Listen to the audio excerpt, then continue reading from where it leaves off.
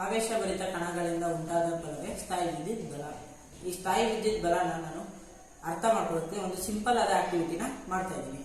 ಗಾಜಿನ ಬೌಲಲ್ಲಿ ಥರ್ಮೋಕೋಲ್ ಪಿಕ್ಬಾಲ್ಗಳನ್ನ ತಗೊಂಡಿದ್ದೀನಿ. ಪ್ಲಾಸ್ಟಿಕ್ ಪೈಪ್ನ ಉಲ್ಲನ್ ಬಟ್ಟೆಯಲ್ಲಿ ಚೆನ್ನಾಗಿ ಉಜ್ಜಿ ಆವೇಶಭರಿತಗೊಳಿಸ್ತಾ ಇದ್ದೀನಿ.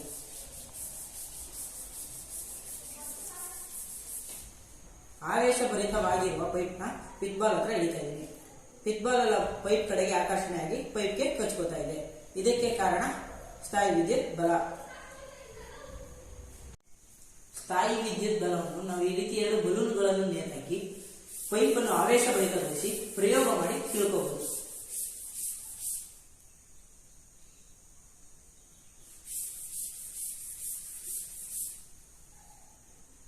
ಬಲೂನುಗಳು ಪೈಪಿನ ಕಡೆ ಆಕರ್ಷಣೆಯಾಗಲು ಕಾರಣ ಪೈಪಿನಲ್ಲಿ ಉಂಟಾದ ಸ್ಥಾಯಿ ವಿದ್ಯುತ್ ಆವೇಶ.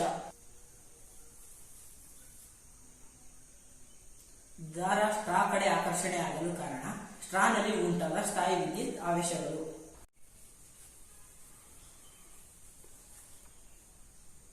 ಉಲ್ಲನ್ ಬಟ್ಟೆಯಲ್ಲಿ ಉಜ್ಜಿದಾಗ ಸ್ಟ್ರಾನಲ್ಲಿ ಉಂಟಾದ ಆವೇಶವು ಟೆಫ್ಲಾನ್ ಟೇಪ್ ಅನ್ನು ತನ್ನ ಕಡೆ ಆಕರ್ಷಣೆ ಮಾಡುತ್ತದೆ. ನೈಲಾನ್ ಬಟ್ಟೆಯಲ್ಲಿ ಉಜ್ಜಿದಾಗ ಸ್ಟ್ರಾನಲ್ಲಿ ಉಂಟಾದ ಆವೇಶವು ಟೆಫ್ಲಾನ್ ಟೇಪ್ ಅನ್ನು ತನ್ನಿಂದ ದೂರ ವಿಕರಿಸುತ್ತದೆ.